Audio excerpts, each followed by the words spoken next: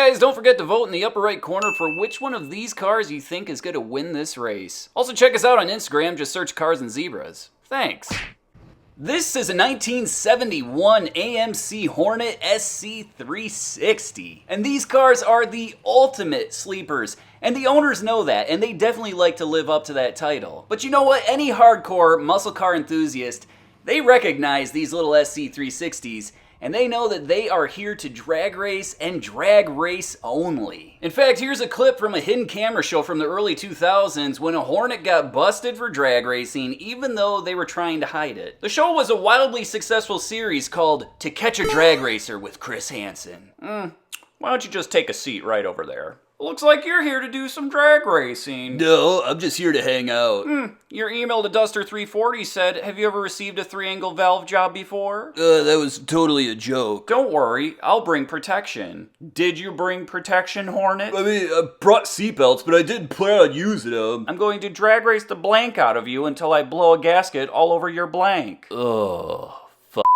The base model SC360 came with a 2-barrel carburetor and was rated 245 horsepower. But why even waste your time with that base engine when you could upgrade for only $190 to the P-Code 360 V8? It was rated 285 horsepower at 4,800 RPM and 390 pound-feet of torque at 3,200 RPM. And if it's one thing that Cars and Zebras is willing to do, it's admit when he sees a glorious looking P. There's nothing better than a nice beefy P.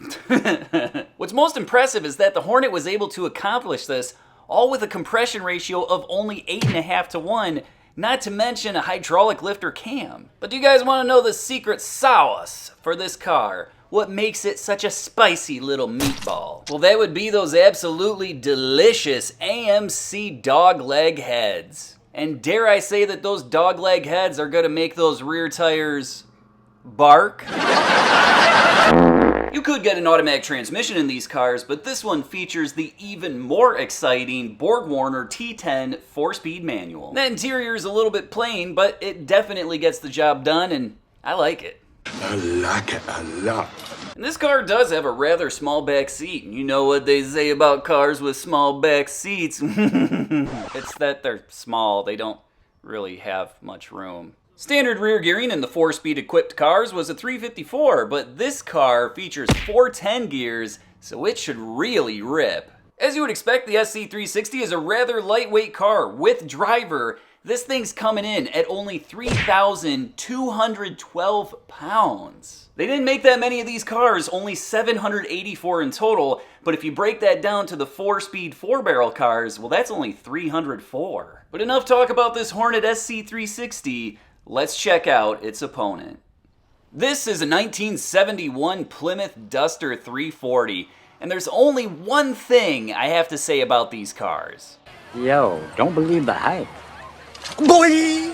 No, I'm just kidding, you guys. You should believe the hype on these cars because they routinely take down big blocks of all makes and models. And I already know your next question. It's Cars and Zebras. Does that car really make any power? Does the Pope shit in the woods?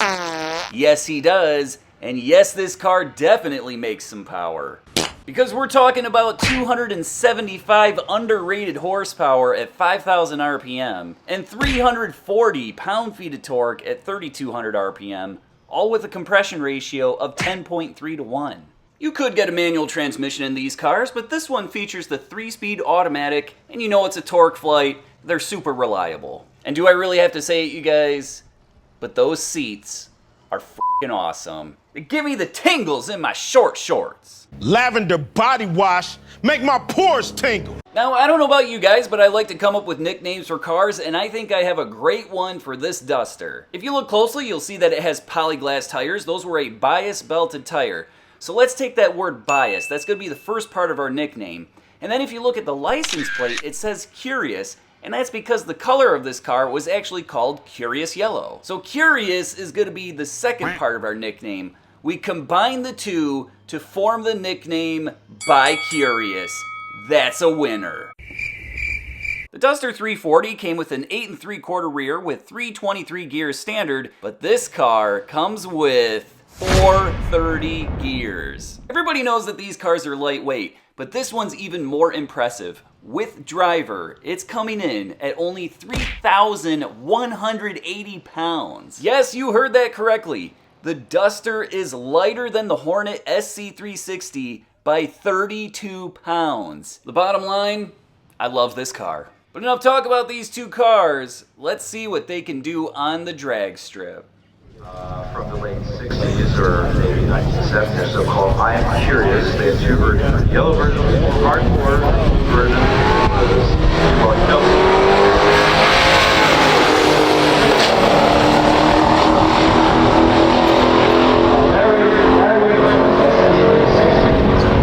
And the Duster takes the win with a 1289 at 107.15 miles per hour. It looked like the Hornet had some issues with traction, but it still ran a 1345 at 105.37 miles per hour. Let's see what it can do in round 2. That's not a bad thing. I think this color is just like absolutely wonderfully.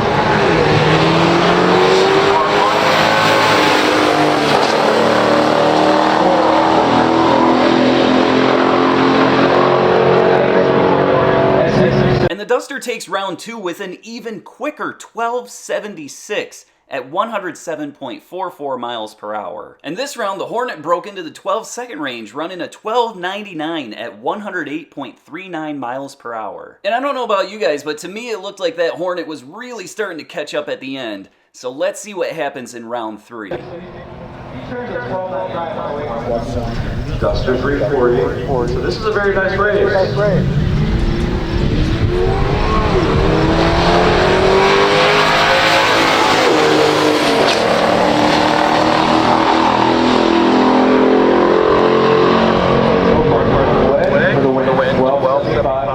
And the Hornet again had traction issues, so the Duster ran away with this one, running its quickest time yet, a very impressive 1275 at 107.27 miles per hour. Even with the traction issues, the Hornet still ran an impressive 1350 at 107.29 miles per hour.